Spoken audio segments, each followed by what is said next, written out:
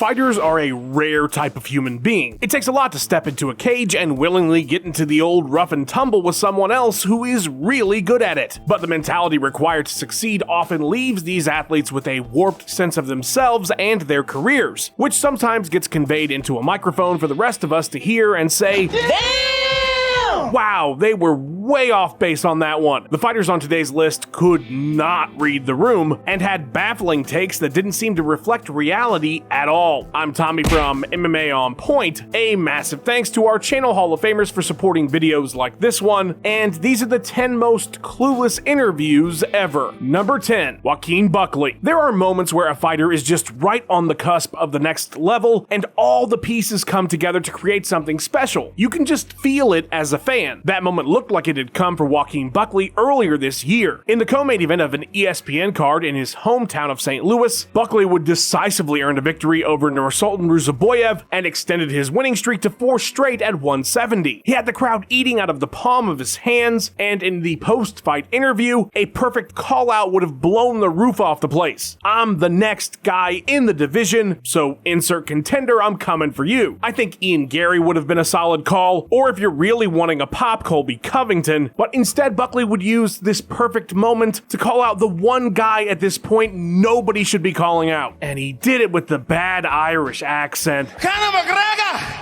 I want you! This could not have gone any worse. The crowd's collective groan and then boos said it all. Don't boo now. Joaquin has since said that he was joking with the call-out. Definitely not gonna get that, man, but why not take chances, right? And if that is the case, then it's still a clueless interview, because why waste such a great moment with such a bad joke? You're gaining some traction. You've been fighting so well, and ultimately after that fight where you did so good, I'm looking at comments and turns into people just shitting on you for all this other shit when you're doing all this great work in the octagon. Number 9, Nate Diaz. Damn it, I hate doing entries about the Diaz brothers. They're both all-time favorites of mine, and I do think there's a logic to a lot of what they say that perfectly fits into how they perceive the world. But turning into something of like a white whale when it comes to MMA interviews, you know that? I don't know what a white whale is. But in this particular instance, most people probably didn't see things the same way as Nate. It was after the BMF fight with Jorge Masvidal. You all remember how massively disappointing it was that the bout was stopped by the doctor following the 3rd round. At the time, given the title that was on the line, and everyone's collective knowledge that the Diaz brothers open up easily, "You sneeze on me, I bleed," and could survive a nuclear explosion, it was just a massive bummer and anticlimactic as hell. But up to that point, it was pretty damn one-sided. Masvidal would land more than double these significant strikes, have substantial control time in all 3 rounds, and got 2 knockdowns. Not to mention the damage done to the face. So it was a pretty sound beating by the time the referee stepped in. But when Joe asked Nate about it, he was just disappointed because he had Jorge right where he wanted him. Because I had a cut for my last fight 3 weeks ago, but yeah, I didn't think they were going to stop me. I was getting ready to get started. Now, I'm never going to fault anybody for having confidence in themselves, and if there's anybody who has proven they are dangerous late in a fight, it is Nate. But in this instance, the fight felt so one-sided that it didn't seem like there was going to be a grand Diaz comeback in the final 10 minutes, or that he was saving something Masvidal hadn't already seen. Number 8, Tyron Woodley. We have talked on this channel many times about how Tyron Woodley was one of the most hated champions of all time, and while I personally don't feel like a lot of that hate was at all warranted, he definitely didn't do himself any favors the night he won the welterweight title. Woodley stunned the whole world by blasting Robbie Lawler off his throne in under 3 minutes. Oh, there it is. Tagged him. Big shot. Tyron Woodley. It's the new. And while his post-fight interview in the cage would be nothing but good stuff, his interview with Fox afterwards would make fans say, "What? Bro, what are you talking about, man?" Here's the setup. Stephen Wonderboy Thompson was on a 7-fight run in the division, and his last 2 opponents were former champion Johnny Hendricks and title contender Rory McDonald. Thompson was very clearly next in line for a welterweight title shot. In fact, many felt that Stephen should have been the one fighting Robbie on that night, given that Tyron hadn't had a bout in 1.5 years, while Thompson had scored 3 victories in that same period. The last wrinkle here is that Wonderboy was working for Fox that night, and the network very smartly had had him interview the new champ, only for his challenger status to get squashed in the most awkward and clueless way possible. That was a first round finish, and I know you're uninjured. What are the chances that we get it on in November, my friend? I think Nick Diaz comes off suspension in 2 days. He's a money fight. I want to make the big dough, so... Dad, I'm scared. That was hard to watch. Now, I totally understand where Woodley was coming from financially, and he would continue down that line of reasoning after that night, saying that he should be fighting either Nick Diaz or George St. Pierre. The problem with both of those fights is that neither was likely, and Nick especially by that time just didn't make any sense but for the payday. With such an obvious contender in Thompson, fans were not happy with their new champ, wanting semi-retired legends instead of the clear challenger. Number 7, Sean O'Malley. While it's become a bit of a meme that Sean O'Malley did not accept his first career loss at the hands of Marlon Vera back in 2020, it is certainly reflected on his official career record, and by the state of Nevada, because there's really not anything controversial here or to refute. Cheeto would earn a TKO victory in the first round after leg kicks would result in drop foot and the opportunity for Vera to finish the fight, which he did. We've seen similar sequences play out a million times, but O'Malley has consistently argued that the loss did not count. I lost in a way that I didn't feel like I lost. And I lost to a guy that I feel like is not that good. And while many have taken it as him joking or trolling people, like Joe Rogan appeared to when Sean stopped by his studio for an episode of the JRE, O'Malley clarified that he was serious. Well, just people thought it was funny that you always said that wasn't a loss. It's not. And then I'll die at that. How is it not a loss? I don't feel like I lost any stock or anything. I'll never accept that as a loss, as far as mentally thinking. The argument is pretty funny because on the one hand, I get it. Man, I was doing well, and then this guy beat me because of an injury, but that's literally just the sport. The finishing sequence was no different than 1,000 we've seen before that were all legitimate wins. More recently, O'Malley's contended that he shouldn't have lost his title to Merab either, so maybe it's just really hard for the guy to accept any kind of defeat.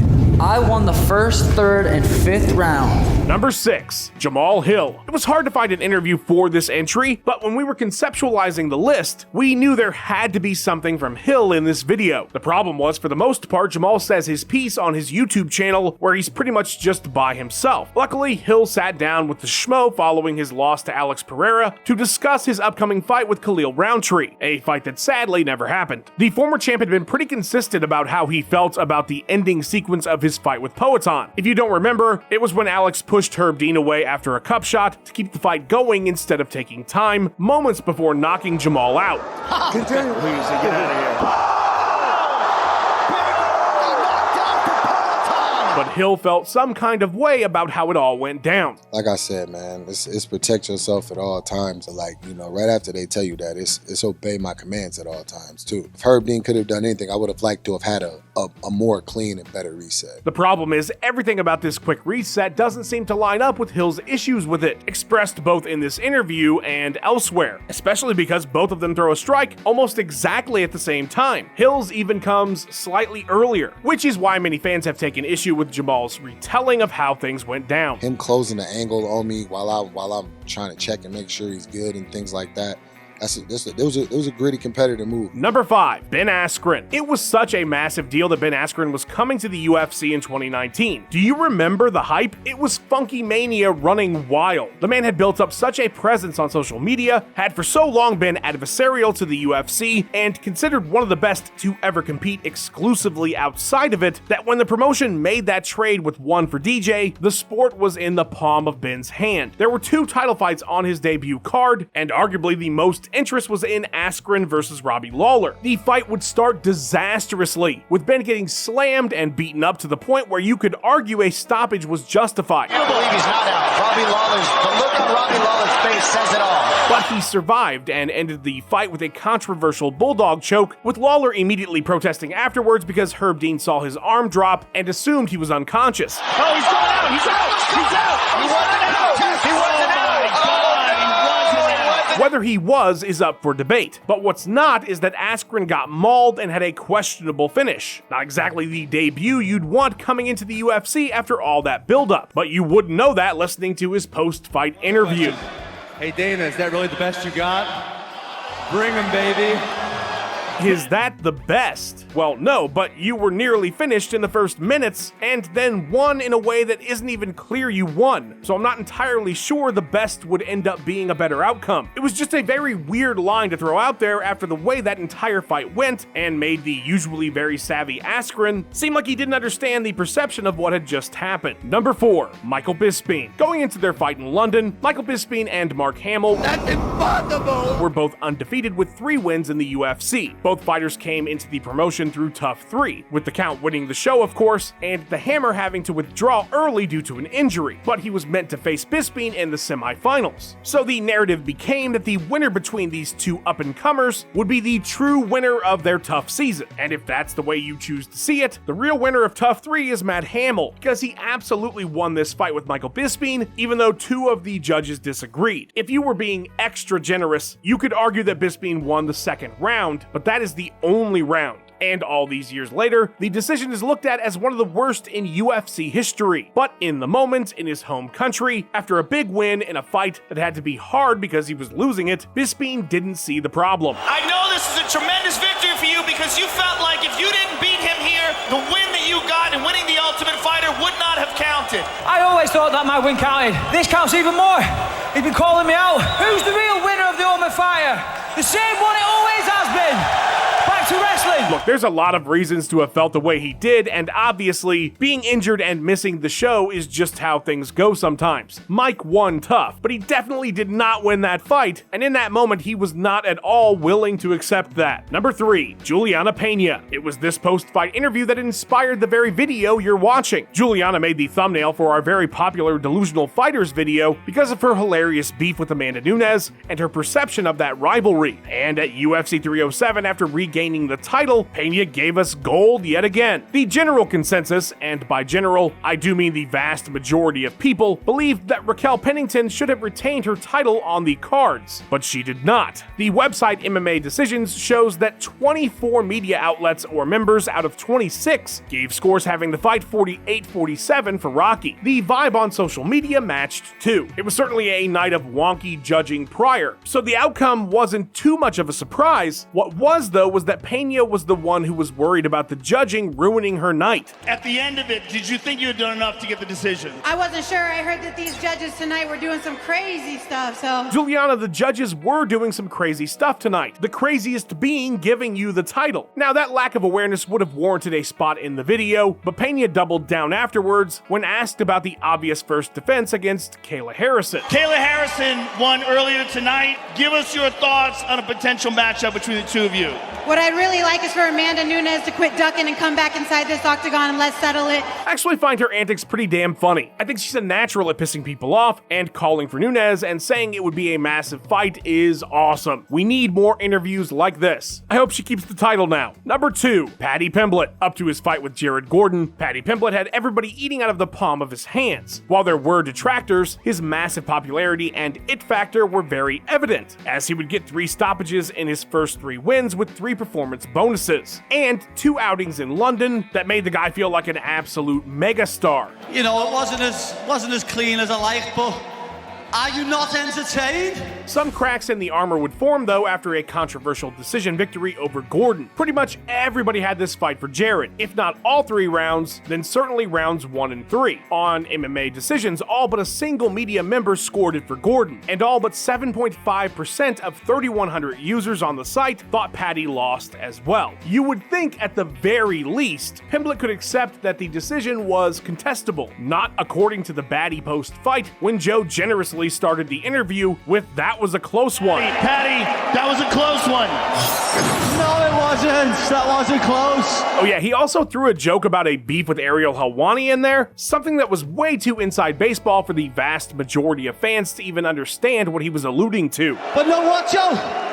Have you consulted me manager and see how much you're paying me for this interview? So just a whole interview there that really didn't land like everything he'd done up to that point in the cage. You don't think it was a close fight at all? Not at all. I won the first 2 rounds and then coasted in the third. Number 1, Nick Diaz. I hate this. I hate putting this at number 1, but there's really no other choice. In one of the most candid interviews this sport has ever produced, Nick Diaz sat down with ESPN's Brett Okamoto prior to his bout with Robbie Lawler after a 6.5-year hiatus from competition. The interview raised concerns about the state that Diaz was in, as he just genuinely didn't seem like he wanted to be there at all. And I don't mean the interview, I mean fighting again. In a way, I really, I have a lot of resentment towards the sport for taking so much from me but not giving anything back. In this fascinating dive into how Nick perceives his own legacy, fighting altogether, and his current situation at the time, he would express not only that he felt he had the wrong opponent, but that he knew who he should be fighting and who he could beat. I mean, what do you have, Usman? I think I'll beat Usman. I had a better shot at beating Usman than I do Lawler just because I already beat Lawler. This doesn't make sense for me to go in there and fight Robbie Lawler again. I don't know why I'm doing this. So athletes that are that successful and that great are never going to think there's an opponent they can't beat. People were similarly shocked that Chuck Liddell had expressed he thought he would beat John Jones. This is a tune-up fight.